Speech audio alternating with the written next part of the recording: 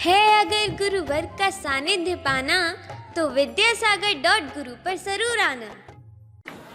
ओम नमः सिद्धेभ्यः, ओम नमः सिद्धेभ्यः, ओम नमः सिद्धेभ्यः। अहिंसा परमो धर्म की आचार्य गुरुवर श्री कुंद कुंद भगवान की, आचार्य गुरुवर श्री ज्ञान सागर मुनि महाराज की,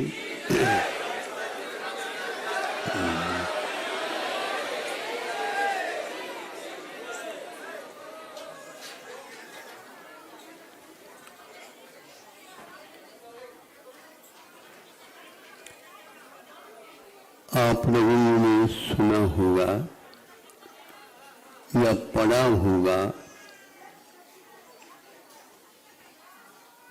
देखा तो नहीं होगा, लेकिन फिर भी जिस किसी ने देखा उन्होंने अनेक ग्रंथों में लिखा। इस अपेक्षा से आप लोगों ने भी देखा और हमने भी श्रद्धांजलि की अपेक्षा से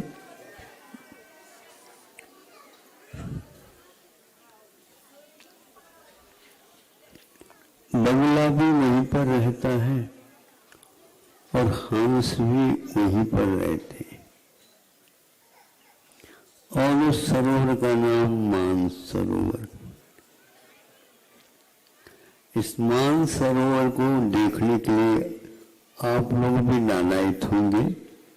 अच्छे अच्छे महाराज या यात्री लोग भी वहाँ पर जाने का प्रयास करते हैं, लेकिन असली जो मानसरोवर है वह आज तक कोई भी नहीं गया।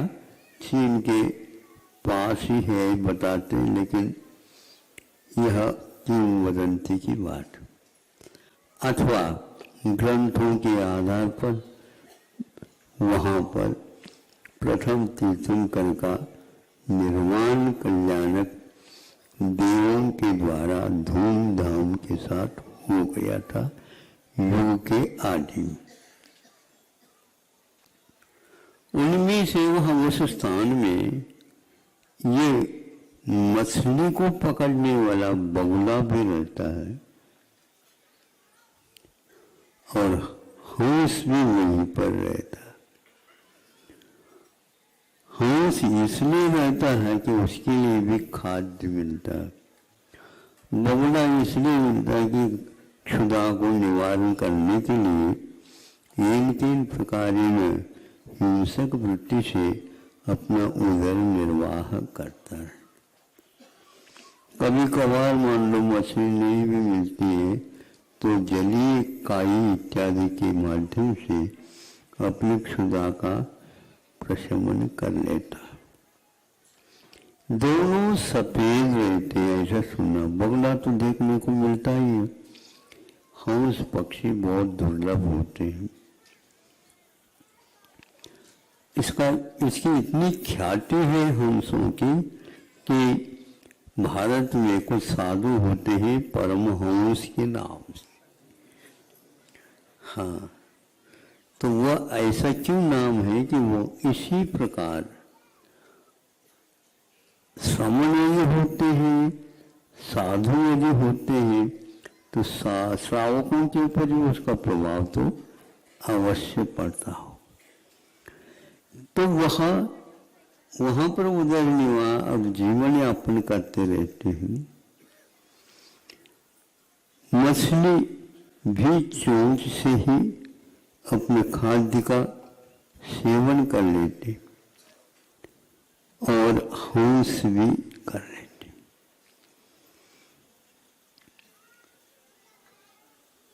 वहीं पर वो तैरते रहते हैं, लेकिन हंस तैरता भी है। बगुला उड़ जाता है, आ जाता है, कम पानी में खड़ा होकर के अब कायोत्सर्ग भी लगाता है। इसलिए कहना आवश्यक है, क्योंकि कहीं कहीं पर एक पैर पर भी खड़े होकर के कायोत्सर्ग करने का विधान है। और एक पैर ही क्या, कहीं कहीं पर ये भी सुनने में आया, अंगुष्ठ के ऊपर, एक ही पैर के अंगुष्ठ के ऊपर भी खड़े हो करके बाहुबली जैसे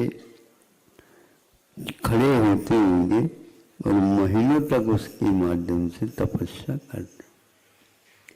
एक की तपस्या निरर्थक है, क्योंकि वह केवल वहां पर इसलिए रह रहा कि वहां पर ये मिलते हैं। बहुला कभी भूल करके भी मूठी नहीं छूता, ऐसा भी सुनने में आया। और हंस मूठी के अलावा और किसी को छूता नहीं, यह भी उल्लेख मिलता है। शाकाहारी और मांसाहारी दो प्राणी इस मानस तट पर रहते। वैचित्र है, मात्र स्थान पवित्र मिलना ही पर्याप्त नहीं, किंतु अपने हृदय को भी पवित्र बनाना पहले आवश्यक है।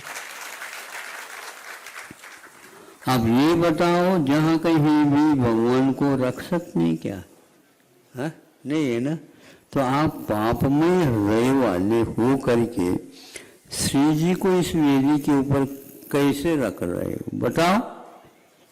इसलिए उस पवित्र नामोल्लेख के साथ हम जुनील भगवान को अपनी वेदी पर भक्ति पूर्वक रख रहे हैं, तो उसमें और कोई भी वांछा नहीं होना चाहिए।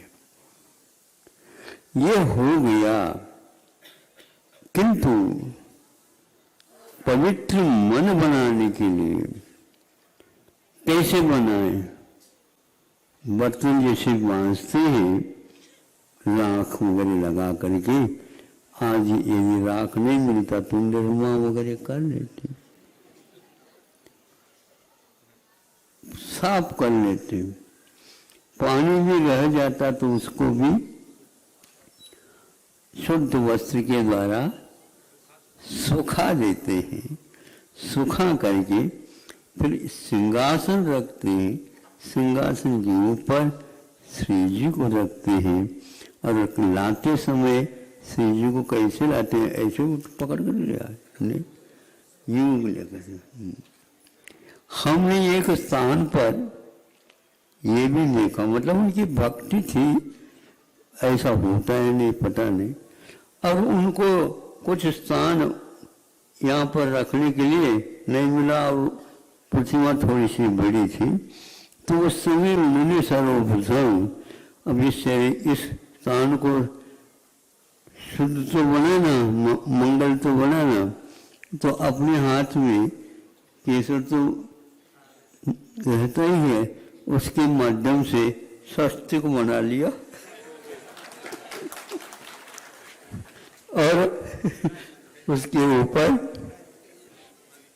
बहुमान की बात है, मतलब उस पवित्र प्रतिष्ठित प्रतिमा को किस प्रकार हम लेते हैं, हाथ में रखते हैं, और जब तक सिंहासन शुद्ध नहीं होता, जल जल आदि से वहीं पर हाथ में खड़े रहते हैं, फिर बाद में मंत्र शुद्धि के साथ रखते हैं। ये सारी क्रियाएं हमारे पवित्र भावों के साथ होती है। ये क्रियाएं पक्की बात है, लेकिन यह अविरल रूप से बनी रहे, इसलिए आचार्यों ने कहा आप उस पवित्र मंत्र का आराधन, उच्चारण, स्मरण अब 24 घंटा कर सकते। अन्य जितने भी मंत्र, उन मंत्रों की शुद्धि के लिए भिन्न भिन्न स्थान, भिन्न भिन्न साधन सामग्री, लेकिन पंच परमेश्वर की आराधना के लिए पवित्र मन होना चाहिए। फिर बाद में शरीर तो शौच शुचिता से मुक्त है, उसको यदि शुद्ध बनाया जाता रास्ता यदि कोई है तो पंच परमेष्टि की आराधना है। हमारे पंच परमेष्टि ऐसे शुद्ध हो गए, शुद्ध होने जा रहे हैं, उनके पास पाप का लवलेश भी नहीं रहता। पवित्र हो चुके हैं, प्रतिज्ञा ले चुके हैं। जब तक यह मुक्ति नहीं मिले तब तक के लिए यावन निर्वाण संप्राप्ति, जब तक निर्वाण की उपलब्धि नहीं होती भगवान, हम इस प्रकार की पंचमनिष्ठि की आराधना करेंगे। इसीलिए एक दूसरे इसके साथ करते हैं, जैसे हम बहुत पवित्र हैं, सब कुछ है, किंतु किसी एक वस्तु को बनाना चाहते हैं तो वहां पर कहते हैं, देखो आप साग सब्जी भले ही लोहे के औजार से बनाते होंगे, लेकिन ये ध्यान रहे कहीं कहीं पर इसका निषेध किया। क्यों निषेध किया? इसलिए उसके स्पर्श होने मात्र से औषधों में परिवर्तन आ सकता है, औषधों में परिवर्तन आ सकता है। इसलिए वही मान लो जंग वगैरह खा गया हूं, यद्यपि नहीं खाता लेकिन फिर भी उसका परिणाम इस प्रकार का स्वभाव लेकर के चलता है। इसलिए हमारे पास एक और साधन है कि पंच परमेष्टि की आराधना करते समय इस प्रकार लोह तत्व का संपर्क न हो, लोह मिले पाप में परिणाम न हो। कभी कभी ऐसे फिर भी जल्दी में करते हैं तो उसमें कसायलापन और पूरे बर्तन में भी वह जो रखा हुआ खाद्य पदार्थ है वो सारा सारा हरा हरा हो जाता है, नीला नीला होता है। सुन रहे हो? किसी प्रकार अपने परिणाम हरा हरा न हो, हरे हरे हो जाए। हरा तो उपयुक्त है लेकिन हरे हरे ठीक है, भगवान का नाम है। हरा हरा का तो विषाक्त होता है। हमारे परिणाम इस प्रकार आराधना के समय पर निदान को लेकर के कभी भी नहीं होना चाहिए। निदान का अर्थ क्या होता है? भावी भोगों की अपेक्षा रखना। भावी भोगों के महाराज जब तक हम इच्छा नहीं रखेंगे तो वो मिलेगा कैसे? इच्छा से मिलते नहीं। इच्छा नहीं होते हुए भी उसका फल और अनंत गुना होता है, वो सबकी कटौती हो जाएगी यदि इच्छा करते हैं तो। ऐसा तप आप कर रहे हैं, विघ्नों का प्रणयम्यात शाकिनी भूत पंड का ये कह रहे हैं, विघ्नों की राशि सब समाप्त हो जाते, विष भी निर्विष हो जाता है, अमृत हो जाता है, मृत्यु जीवन के रूप में परिवर्तित हो जाती है। इसी को होते हैं जित शत्रु। जित शत्रु का अर्थ है जिनने भी शत्रुओं को जीत लिया, संसार के शत्रु नहीं होते। अरे भैया वो तो हमारे लिए कांटा है, और हाँ तुम बहुत गुलाब के फूल हो, वो तो कांटा है, अब तुम गुलाब के फूल हो गए। गुलाब के फूल सबको मोहित कर देते, इसलिए कांटे से वो ठीक नहीं, कांटा फिर भी ठीक है।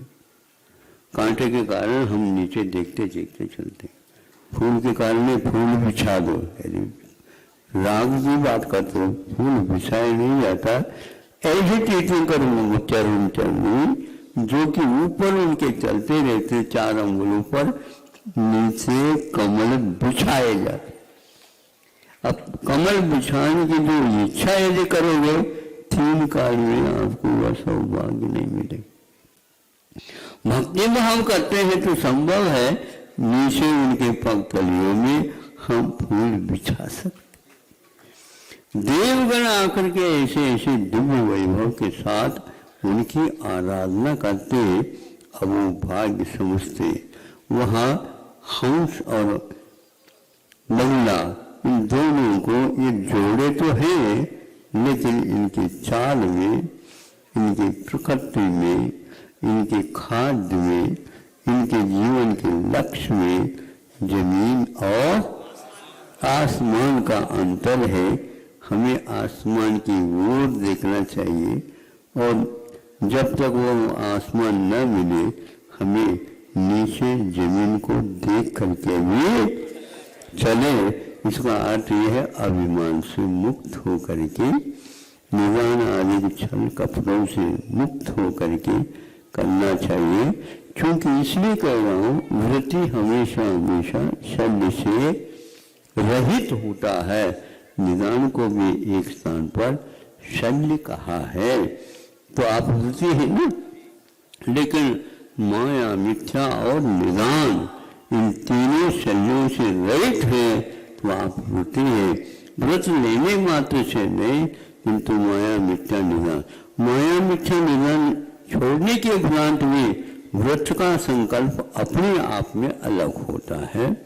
तो इस प्रकार ये दोनों बातें बड़े बड़े ग्रंथों में भी लिखी गई है।